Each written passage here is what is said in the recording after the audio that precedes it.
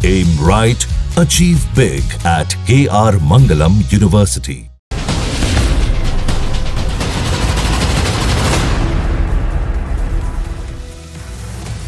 नमस्कार, मैं हूं अमित पालित। दोपहर के 12 बज रहे हैं और आप देख रहे हैं प्रहार। बुलेटिन की शुरुआत करेंगे पटना के गोपाल खेमका मर्डर केस से जुड़े बड़े खुलासे के साथ।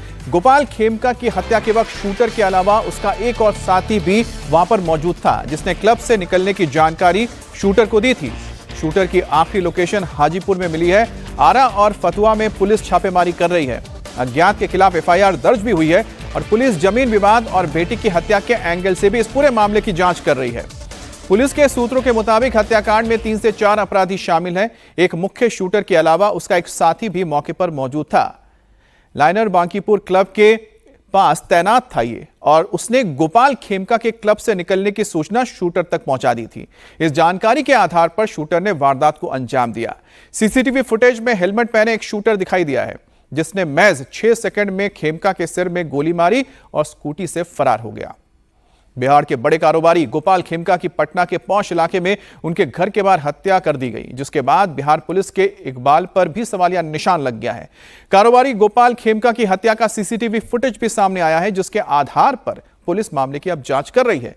अब हत्याकांड की जांच के लिए एसआईटी भी बनाई गई है। पटना सिटी सेंट्रल के एसपी को जांच का जिम्मा सौंपा गया है। पुलिस टीम ने क्राइम स्पॉट का चप्पा चप्पा छान लिया है। एफएसएल की टीम ने भी मौके से सबूत जुटाए हैं। गोपाल खेमका की कार के अंदर से लेकर बाहर तक सबूत जुटाए गए हैं। स्पॉट से पुलिस को कारतूस के 2 खाली खोखे भी मिले हैं, जिनकी फॉरेंसिक जांच की जा रही है। खेमका हत्याकांड को लेकर पुलिस लगातार छापेमारी कर रही है। इस बीच हत्या के तार बेऊर जेल से भी जुड़ रहे हैं। शनिवार को पुलिस ने जेल में रेड की थी, वहीं एक संदिग्ध को भी हिरासत में लिया गया है। जेल की हर सेल की तलाशी ली गई है। 3 मोबाइल सिम कार्ड के अलावा डेटा केबल बरामद हुआ है। 3 कुख्यात से पुलिस ने पूछताछ की है और इसके अलावा कागज पर लिखा एक मोबाइल नंबर भी पुलिस के हाथ लगा है, जिसकी अब छानबीन की जा रही है। खेमका मर्डर केस की जांच अब एसआईटी कर रही है। उसकी अगुवाई में पटना सिटी एसपी सेंट्रल के पास है। इस एसआईटी में 2 डीएसपी, 1 एएसपी और 2 इंस्पेक्टर शामिल हैं। टेक्निकल सेल शामिल है इसमें, और अब तक जांच के जरिए क्राइम स्पॉट से खोखा गोली बरामद की गई है। कई जगहों पर छापेमारी की गई है। सीसीटीवी, मोबाइल डेटा खंगाला जा रहा है। जमीनी विवाद और गोपाल खेमका के बेटे की हत्या वाले एंगल से भी जांच की जा रही है। जांच चल रही है और कई सारे आयामों पे जांच चल रही है। हत्या के कारणों पर भी काफ़ी गहराई से तफ्तीश चल रही है। कई टीमें कार्य कर रही है। पटना पुलिस काम कर रही है, वैशाली पुलिस भी काम कर रही है इस पे, क्योंकि वैशाली में 2018 में औद्योगिक थाना क्षेत्र में गोपाल खेमका जी के पुत्र जो गुंजन खेमका थे, उनकी हत्या हुई थी। उसमें चार्जशीट हुआ था 2018 में ही 4 लोगों के खिलाफ। तो वैशाली पुलिस भी जांच कर रही है कि कहीं जो अब बेल पर छूटे हुए उस कांड के अभियुक्त हैं, कहीं उनके द्वारा तो नहीं इसमें किसी प्रकार की घटना की गई है। सीसीटीवी फुटेज खंगाला जा रहा है। जो मोटरसाइकिल पर एक हत्यारा दिख रहा है वहाँ से रिट्रीट करते हुए और गाड़ी रुकने के बाद जाते हुए, उसके बारे में भी सीसीटीवी जो नेटवर्क हमारा है उससे उसकी जानकारी ली जा रही है। और खेमका हत्याकांड में एक तरफ जांच के बाद कार्रवाई का भरोसा दिया जा रहा है, तो दूसरी तरफ पुलिस की कार्यशैली पर भी सवाल उठाए जा रहे हैं। पुलिस पर वारदात वाली जगह देर से पहुंचने का आरोप लगा है, और जिस जगह पर यह वारदात हुई है वहां से गांधी मैदान थाना महज 300 मीटर की दूरी पर है। डीएम आवास 400 मीटर पर है। मुख्यमंत्री नीतीश का आवास 4 किलोमीटर दूर है, और पटना की पुलिस भी महज 500 मीटर की दूरी पर थी। इसलिए गोपाल खेमका का परिवार लॉ एंड ऑर्डर को लेकर तो सवाल उठा ही रहा है। मुझे इस बात का बहुत ताज्जुब है। हमारा जो घर है जहाँ पे गोपाल खेमका रहते थे, उससे 200-400 मीटर की दूरी पे गांधी मैदान थाना है, 200-400 मीटर की दूरी पे डीएम आवास है, और 200-400 मीटर की दूरी पे 500 मीटर की दूरी पे पुलिस लाइन है। लेकिन किसी का कोई अता पता नहीं। हमारे यहाँ घटना उनको गोली मारे जाने के बाद मेडिवर्सल हॉस्पिटल ले जाने तक कहीं कोई पुलिस का नामो निशान नहीं था। लोगों ने पुलिस को कब जानकारी दी? हम लोग हॉस्पिटल पहुंचे, हॉस्पिटल वालों ने भी फ़ोन किया। हमारे कुछ और लोग जो पहुंचे थे उन्होंने पुलिस लाइन को या कंट्रोल रूम को सबको फ़ोन करा। तो उसके बाद लोकल कंकड़बाग थाना के अंदर में जो हॉस्पिटल का एरिया आता है वहाँ की पुलिस आई।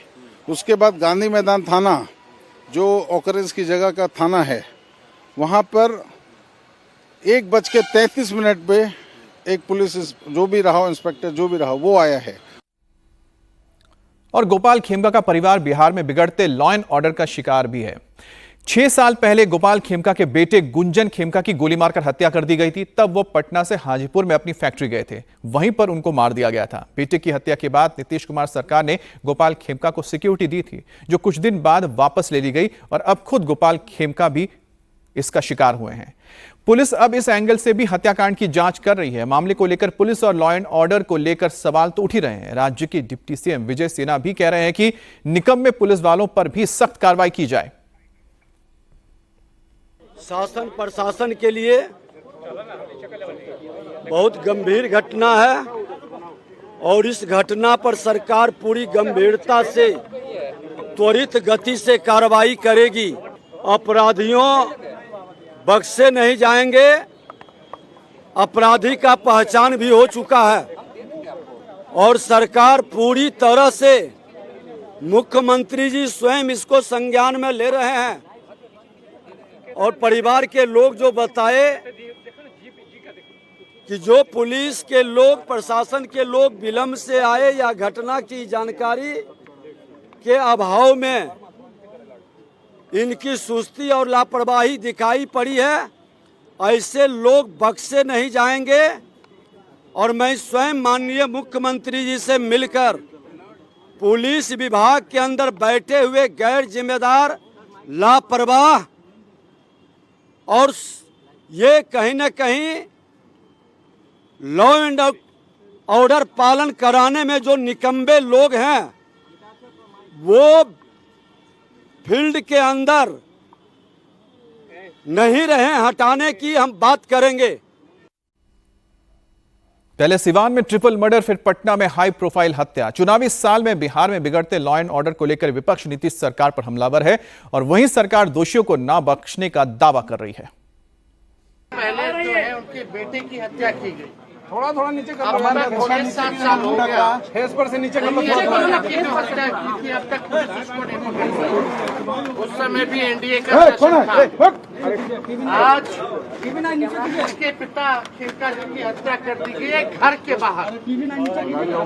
और ये आप देख रहे हैं गांधी मैदान के ठीक सामने इनका घर है, बगल में डीएम आवास, बगल में थाना है, एसपी का घर है, जगह जगह देखिए मौर्या होटल है, बीच में लगा रहा है। आप देखिएगा जगह जगह माइक लगाने नहीं आता क्या?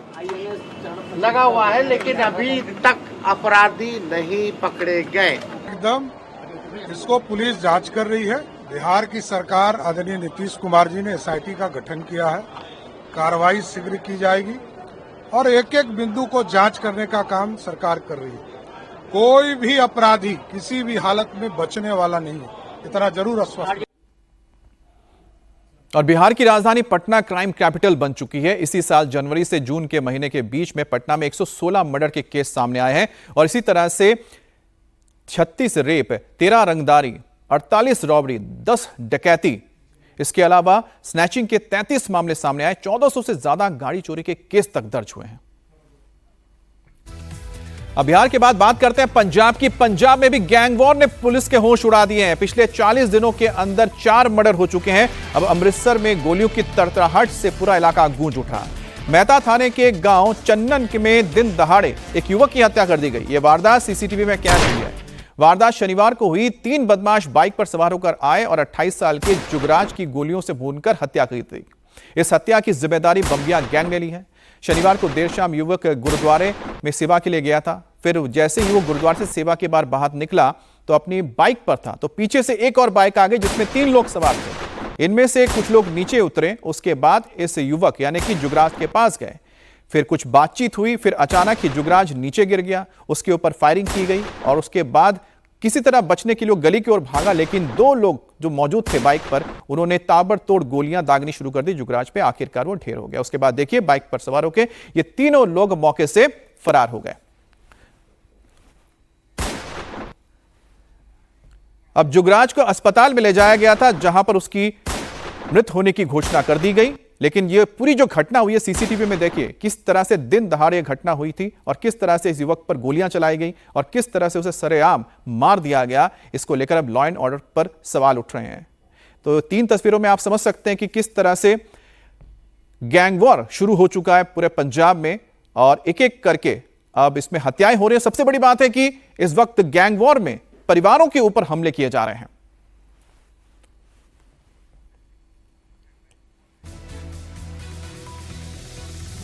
और बमिया गैंग की तरफ से लगातार की जा रही हत्याओं के बाद पंजाब में गैंग वॉर का खतरा बढ़ने लगा है। बमिया गैंग गोरा के नाम पर 3 हत्याओं को अंजाम दे चुका है। 28 साल के जुगराज सिंह की गोलियों से भूनकर हत्या कर दी गई और हत्या की जिम्मेदारी बमिया गैंग ने ली है। जुगराज गैंगस्टर जग्गू भगवानपुरिया का साथी था। अमृतसर के मेहता के चन्नन गांव में यह मर्डर किया गया है। तो बमिया गैंग ने इसकी जिम्मेदारी ली है और जग्गू भगवानपुरिया का साथी होने की वजह से जुगराज की हत्या कर दी गई थी।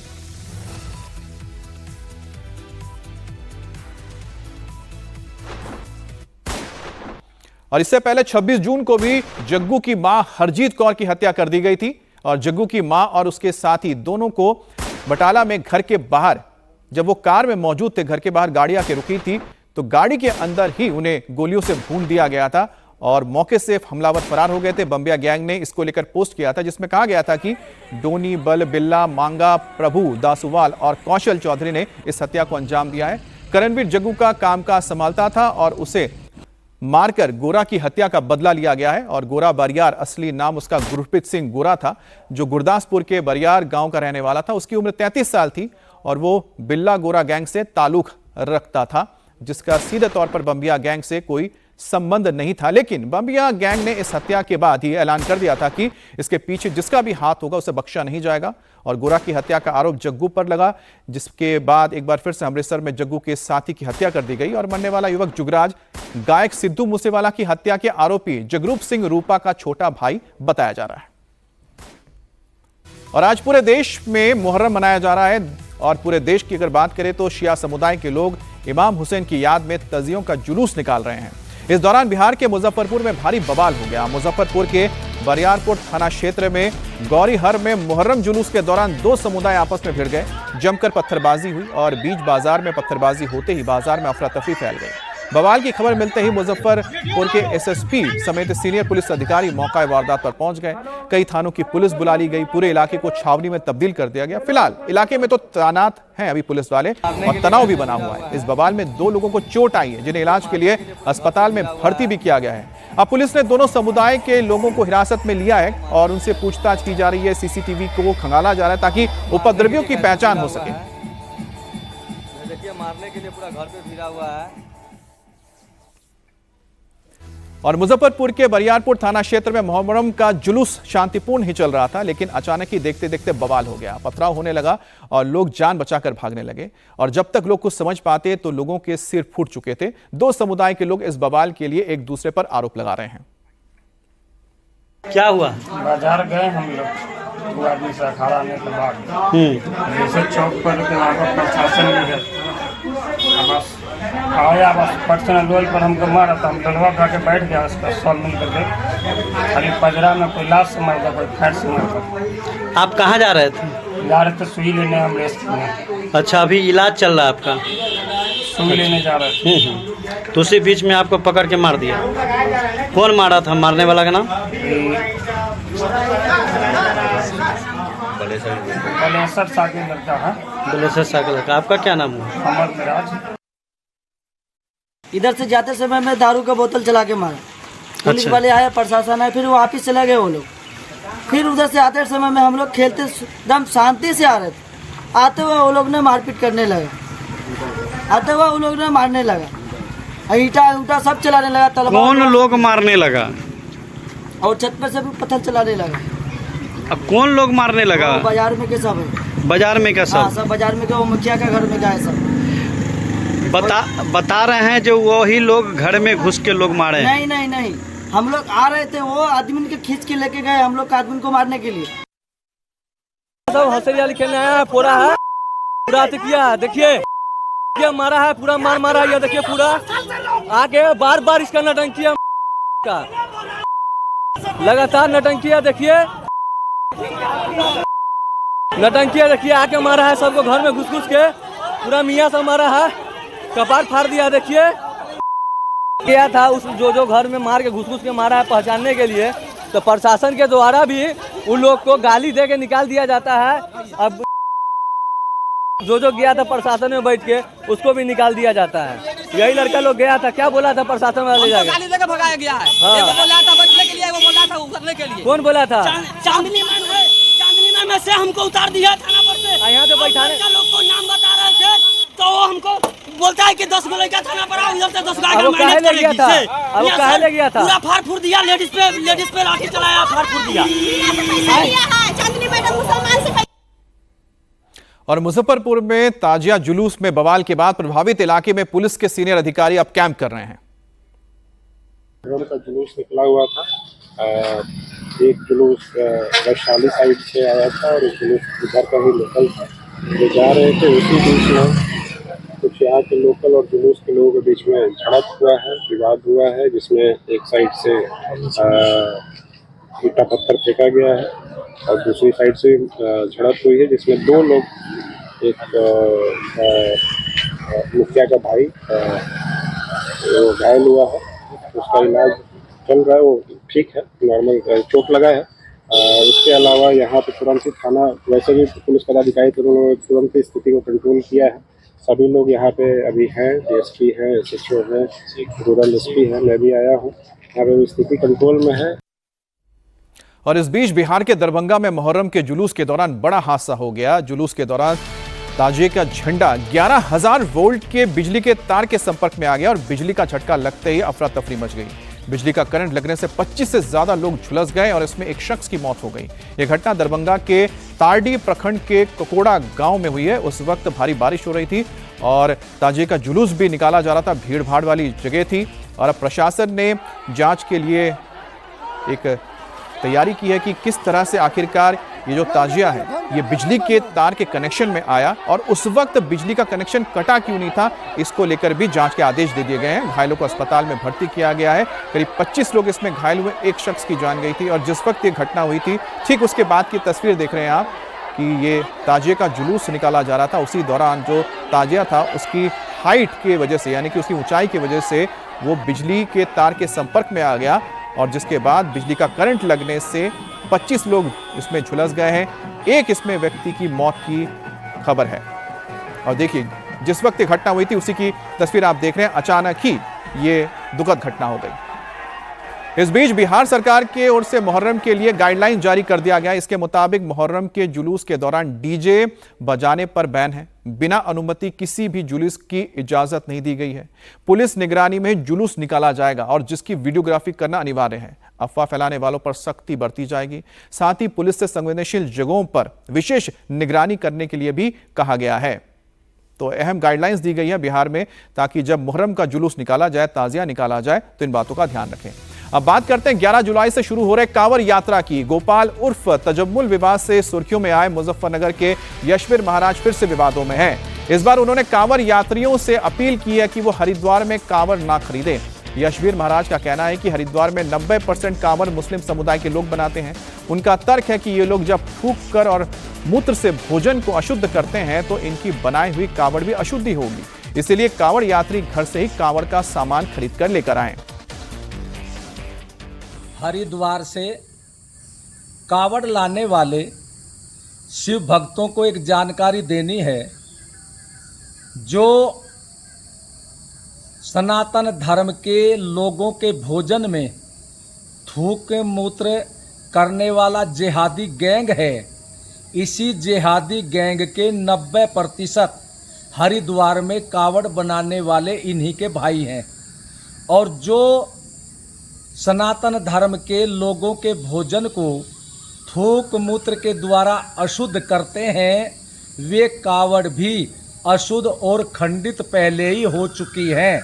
तो इसलिए आप लोग वहाँ से कांवड़ न खरीदें।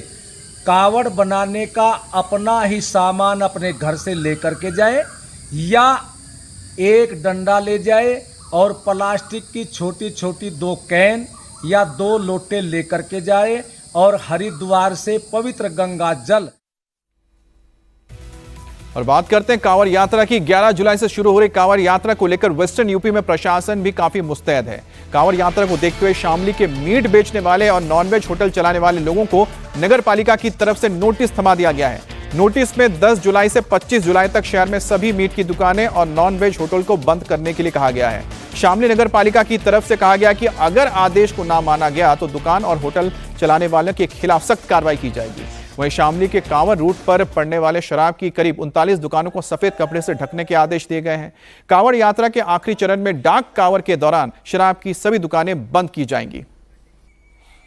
और हमारे संवाददाता शोएब रजा ने शामली में मीट के दुकानदारों से बात की और उनसे पूछा कि इस आदेश के बाद वो क्या सोचते हैं। मैं इस वक्त शामली में मौजूद हूँ और शामली में जो मीट की दुकानें हैं, चाहे वो मीट काटने वाले हो या फिर उसके बाद होटल में खाने के तौर पर बेचने वाले हो, उन सबको यहाँ की जो नगर पालिका परिषद है शामली, उनकी तरफ से नोटिस दिया गया है। और उसमें ये जानकारी इनको दी गई है नोटिस में कि कांवड़ यात्रा 2025 प्रारंभ होने वाली है और 10 तारीख से 25 तारीख तक किसी भी प्रकार के मीट की दुकान, अंडा ठेली, मीट ठेली आदि की सड़कों पर बिक्री नहीं की जाएगी। और इसके साथ साथ ये भी लिखा गया है कि अगर कोई बेचता हुआ पाया जाता है तो उनके खिलाफ कार्रवाई की जाएगी। और इसके साथ ये भी कहा गया है कि कोई भी अगर नुकसान होता है इस सिलसिले में प्रशासन जब कार्रवाई करेगा तो ये लोग खुद जिम्मेदार होंगे। तो देखिए कि ये मुख्य मार्ग है शामली का भी, जो हरिद्वार से मुजफ्फरनगर के कुछ हिस्से से होते हुए शामली, उसके बाद कैराना, उसके अलावा कैराना से होते हुए फिर आगे हरियाणा के कई इलाकों में, राजस्थान के कई इलाकों में या जो शिव भक्त है वो जाते हैं जल लेकर।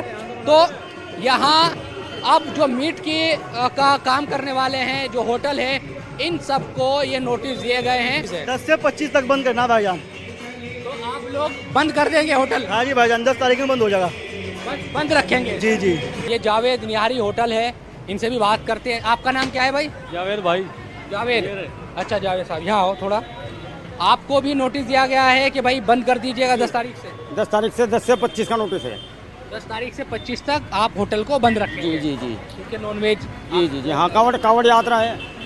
तो ये हर साल आप करते हैं किस तरह की चीज़? हर साल 10-15 दिन? हर साल 10-15 दिन। जिस दिन कांवड़ हमारे यहाँ से शुरू होगी और जिस दिन जल चढ़ेगा उस दिन तक बंद रहेगा। बंद रखते हैं जी। बाकी जो वेज होटल है वो खुले रहते हैं। जी जी। ये भाई रिजवान शामली की मशहूर तहरी व बिरयानी की दुकान है, इनको भी नगर परिषद की तरफ से कहा गया है, पालिका परिषद की, कि आप भाई इसको दुकान को बंद रखें। यही नोटिस दिया गया है। कौन सी तारीख से किस तारीख तक बंद रखनी है? सर 10 तारीख से 25 तारीख तक का नोटिस दिया गया था, आपको बंद रखनी है। इस जो नोटिस मिला है हम उसका जरूर पालन करेंगे। 10 तारीख से 25 तारीख तक के बंद जरूर करेंगे।